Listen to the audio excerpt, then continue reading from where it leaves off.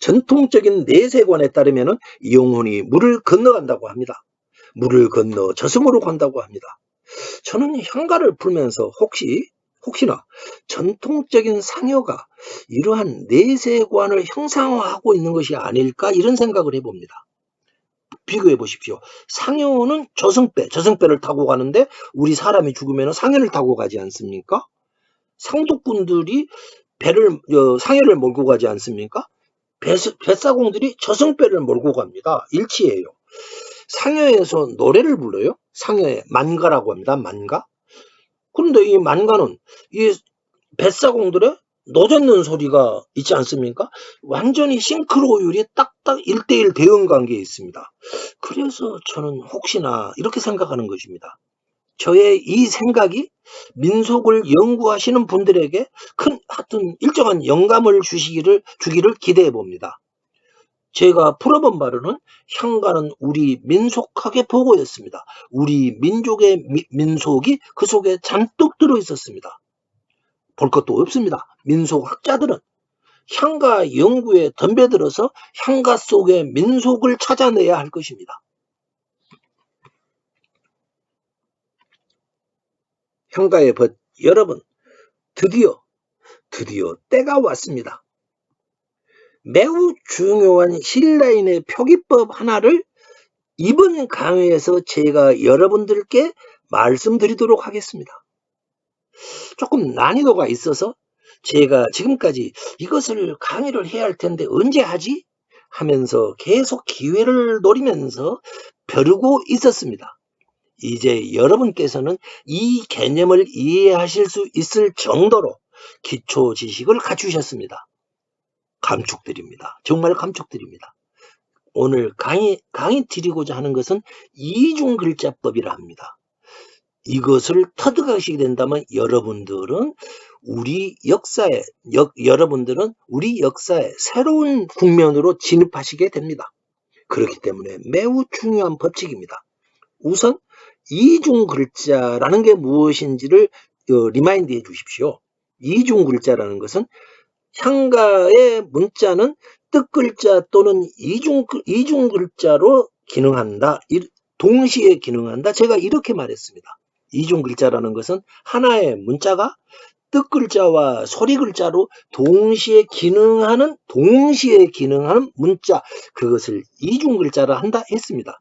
두 가지로 뜻과 소리로 동시에 기능하기 때문에 제가 웃자고 일타쌍피 글자라고도 하였습니다. 그런데 그때는 글자 하나를 놓고 이 글자는 뜻과 소리 아니냐, 동시에 쓰이지 않느냐, 제가 이렇게 말했습니다. 그런데 여기서 말씀드리고자 하는 것은 글자 하나가 아니고 여러 개의 글자들이 이중 글자로 사용하여서 어떤 하나의 의미를 만들게 되더라, 이런 것입니다. 여러 개의 글자가 모여서 어떤 의미를 갖게 된다, 그 말입니다. 그래서 그렇게 일부러 만드는 방법을 이중글자법이다, 이렇게 말하게 됩니다. 이 이중글자법은 제가 만든 이름입니다. 자, 여기에서 아야 이렇게 이 아야라는 두 글자가 나옵니다. 아야라는 이 두 글자가 바로 이중글자법으로 만들어진 글자들입니다. 살펴보시겠습니다. 여기서 아자는 사전을 찾아보면 물가 아자입니다. 물가, 여러분 말씀드렸죠? 나루터입니다. 나루터. 영혼이 저승배를 타기 위해서 물가로 갑니다. 그때 그 저승배 타는 물가, 그것이 아입니다. 물가 아입니다. 그런데 이 물가 아는요, 아라는 우리가 말하는 이 소리하고 저승배 닿는 나루터, 요 뜻이 두 가지로 동시에 기능하고 있습니다. 그러니까 아에는 두 가지가 있다. 하나는 아라는 소리, 또 하나는 저승배 닿는 물가, 이 두 가지 뜻이 있더라, 이 말입니다. 그 다음에 아야니까요, 야를 보시죠. 야는 둥글넓적한 그릇 야입니다. 대야, 큰 넓적, 제기를 말합니다.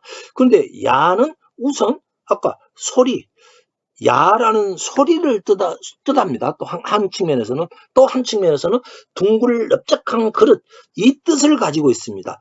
야라는 소리와 둥글넓적한 그릇으로 동시에 쓰이는 글자가 야라는 글자입니다. 이중 글자죠. 그러니까. 자, 그럼 한 글자 한 글자는 그래요. 그런데 아까 제가 말했죠. 이중 글자법이란 무엇이냐? 글자가 두 글자, 세 글자, 네 글자가 이러한 기능을 동시에 하는 것을 지금 제가 말씀드리고자 하는 겁니다. 아야는 벌써 두 개잖아요. 이 두 개가 무엇을 뜻하냐? 자, 아야를 합하면 뭡니까, 여러분? 아야가 되겠죠. 아야라는 것은 뭐냐? 소리입니다. 우선 소리만 말하겠습니다. 아야라는 건 소리다. 어떤 소리냐? 뱃사공에 노젓는 소리, 아야, 의야, 의샤, 이런 어여차, 이런 노젓는 소리, 이 두 글자 합해서 뱃사공들의 노젓는 소리를 의미하고 있습니다. 그러면 뜻은 뭐냐? 아야, 저승배 타는 물가에서 저승사자나 뱃사공들한테 잘 좀 우리 영혼들을 잘 모셔다 달라고 음식을 바쳐야 하지 않겠습니까? 제수를 바쳐야 하지 않겠습니까? 그때 그 물가에서 제수를 바쳐라, 요런 뜻을 말합니다. 자, 그러면 이제 보시죠. 아야는 소리입니다. 무슨 소리? 노젓는 소리. 그리고 아야는 또 뭐죠? 뜻으로는 물가에서 갖다 바치는, 제수를 바치는 행위, 이 두 가지를 동시에 기능하고 있더라, 그 말입니다. 그래서 아야는 소리와 뜻으로 동시에 쓰이고 있다. 그런데 문제는 이중글자법이란 문제는 이게 중요합니다. 이중글자법이란 건 뭐냐? 이 소리를 아야라는 소리와 아야라는 뜻, 제수를 바친다라는 뜻, 이 뜻이 서로가 상통하도록 만들어서 이 아야를 짐작하게 하고, 아야라는 소리가 무엇을 말하는지를 짐작하게 하고, 또 이 아야라는 뜻이 무엇을 의미하는지를 서로가 서로를 규율하는 것, 일종의 공통분모가 되겠죠. 공통분모를 뜻하는 것입니다. 그래서 문자가 가진 소리와 뜻이 서로 상통하도록 조립해야 한다. 이것이 가장 핵심적인 것입니다.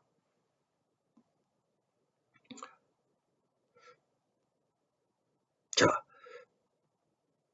저승배 닿는 나루터에서 무엇인가 일이 일어나고 있다. 그 일이 아야라는 노젓는 소리와 서로 상통해야 한다. 공통분모가 돼야 한다. 서로 통할 수 있도록 글자를 만들고 뜻을 만들어야 한다. 이것이 바로 이중글자법의 핵심인 것입니다. 이중글자법은 신라인들에게 매우 중요한 표기법이었습니다. 오늘은 제가 사례 하나 더 서비스하겠습니다. 우리 향가의 벗 시청자분 이름이 마립간이라는 분이 계십니다. 아이디가. 오늘 그 마립간님을 특별 대우하기 위해서 마립간이라는 의미를 제가 한번 풀어드리겠습니다. 놀라운 사실이 공개됩니다. 여러분 잘 아시다시피 신라에서는 왕을 마립간이라고 부르지 않습니까? 뇌물 마립간 뭐 이런 식입니다. 마립간 이퀄 왕이었어요. 그까지는 우리가 압니다. 그런데 여러분 마립간이라는 뜻을 여러분 확실히 알고 계십니까? 막연하게 짐작되는 것 말고요. 어떠한 구체적인 논거를 가지고 마립간은 무엇이다, 이것을 여러분 들어보신 적이 있습니까? 자, 없을 것입니다. 저도 이걸 한가를 하기 전까지는 몰랐습니다. 그러면은 이 마립간을 이중글자법으로 제가 풀어보도록 하겠습니다. 우선 마립간에서 가운데 그 립자는 지금은 우리가 설립자인데요. 마립간 할 때 설립자인데 이 설립간을 고대에는 리라고 발음했습니다. 그건 틀림없습니다. 그래서 마립간을 우선 소리로 한자의 발음으로만 읽어보겠습니다. 뜻은 생각하지 마시고요. 그러면 립자가 리니까 마리칸이 되지 않겠습니까? 마리칸. 마리가 뭡니까? 옛날 고대로 우리 머리를 말합니다. 그러니까 머리가 되는 칸. 칸 중에서도 최고 칸. 그게 마리칸입니다. 마리칸. 소리로만 생각해 보세요. 머리가 되는 칸. 이런 뜻이 되겠습니다. 그러면 자, 우리가 소리가 의미하는 것이 마리칸이라는 걸 알았어요? 그러면 뜻으로는 뭘까요?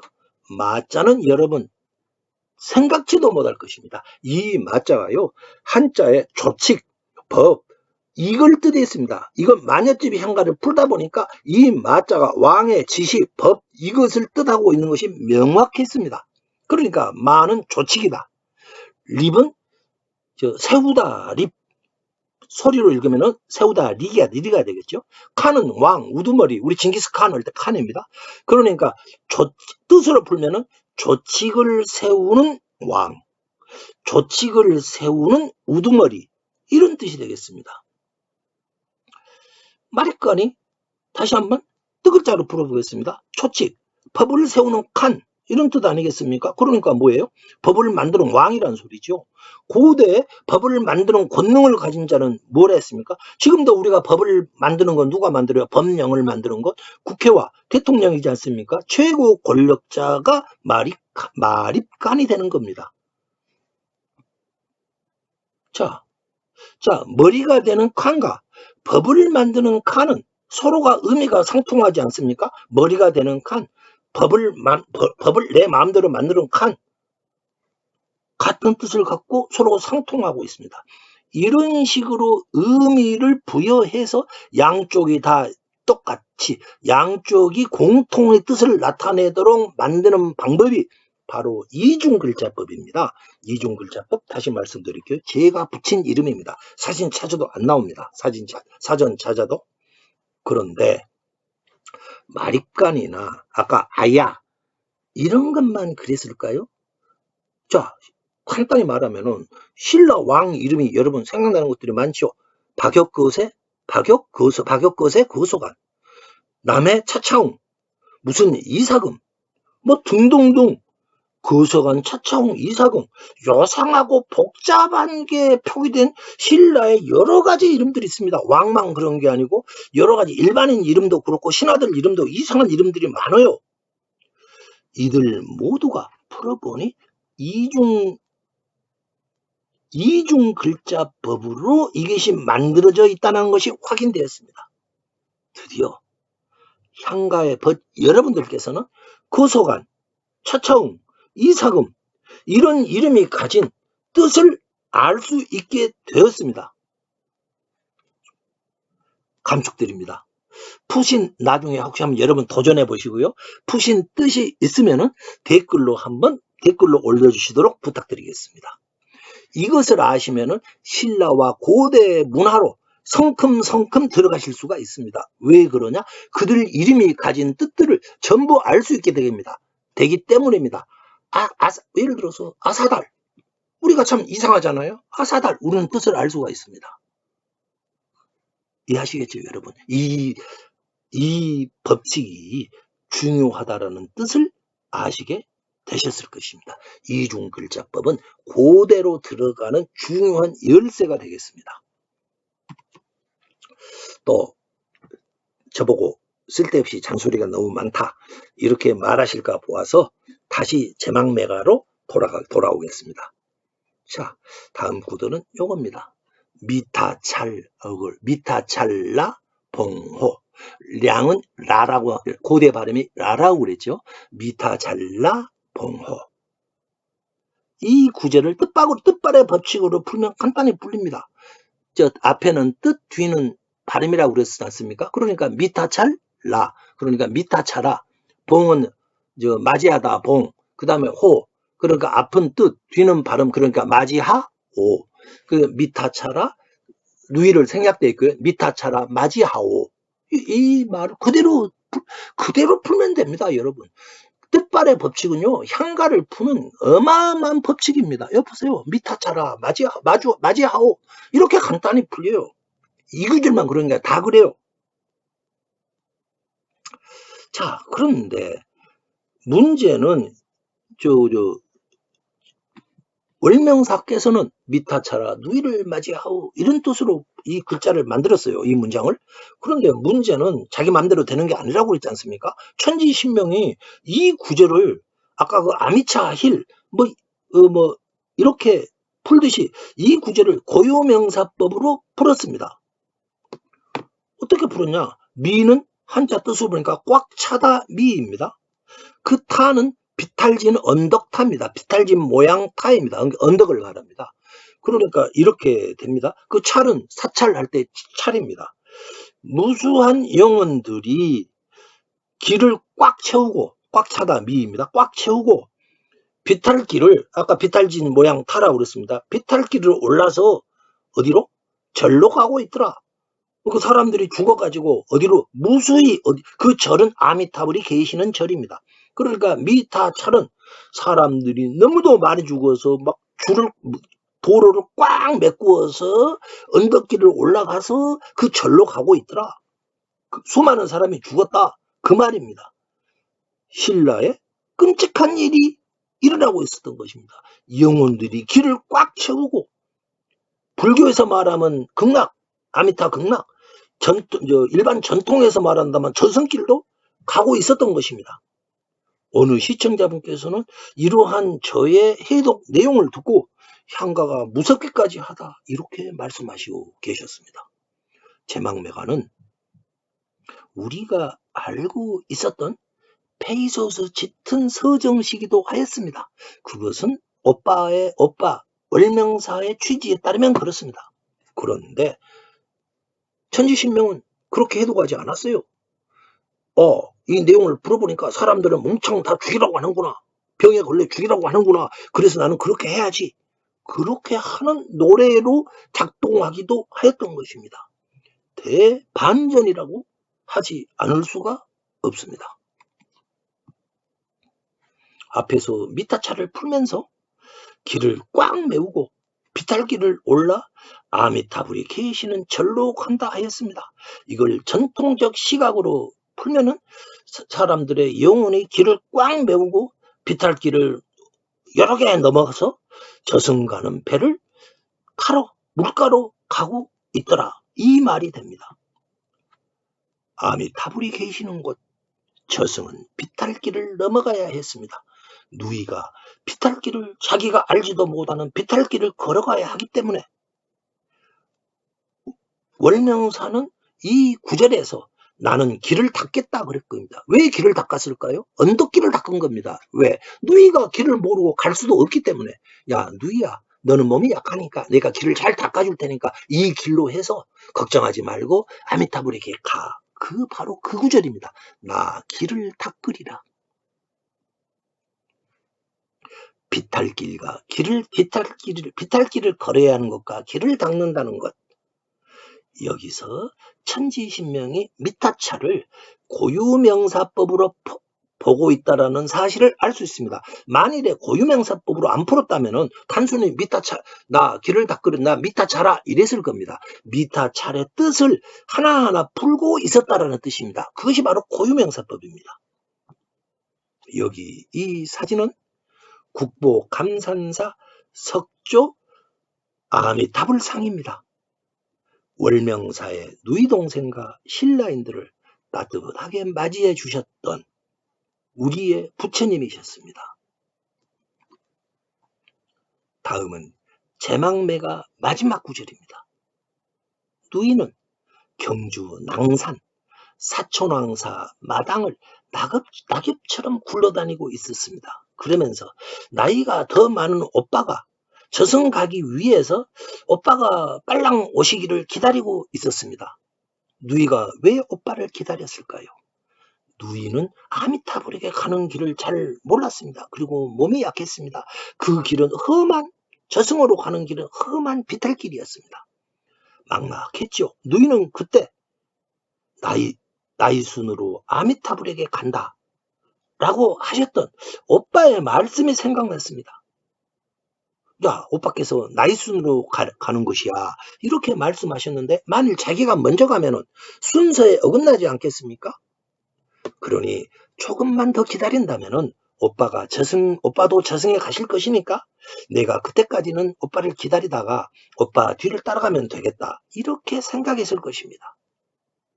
누이는 사촌왕사 마당에서 오빠를 기다리면서 낙엽처럼 뒹굴고 있었던 것입니다. 그러자 누이 요게 내가 했던 말을 꼭 그 고지고대로 믿고 세상 이치를 잘 모르는 누이가 지금 누이 동생이 나를 기다리고 있구나. 이렇게 이 사실을 깨닫게 됩니다. 그래서 월명사가 말합니다. 세상 이치의 어두운 누이야. 죽는 것은 순서가 아니란다.